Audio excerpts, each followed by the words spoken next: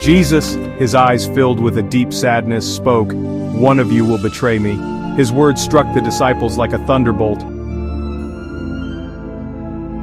The flickering lamplight cast long shadows on the faces of the disciples.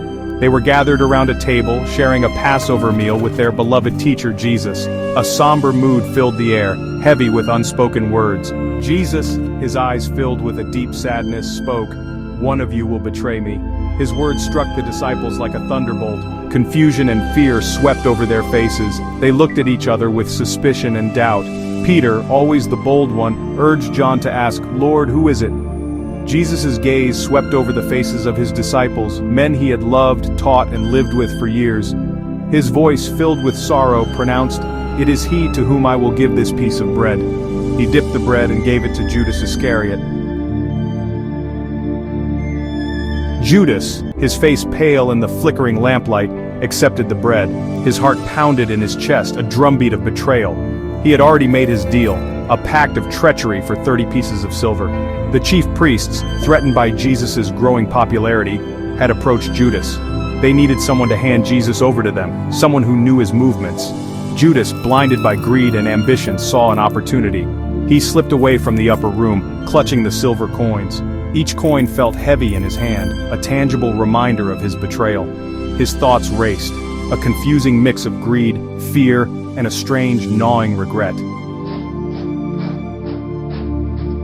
Later that night, under the cloak of darkness, Judas led a band of soldiers to the Garden of Gethsemane. He knew Jesus often went there to pray.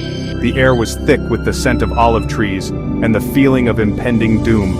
"The one I kiss is the man," Judas whispered to the soldiers, his voice barely a whisper. He approached Jesus, a sardonic smile playing on his lips. "Greetings, Rabbi," Judas exclaimed, leaning in to kiss Jesus on the cheek. It was a grotesque parody of affection, a betrayal disguised as a greeting.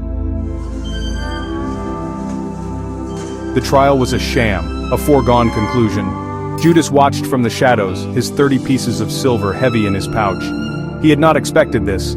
He had not expected the scourging, the mocking, the crown of thorns.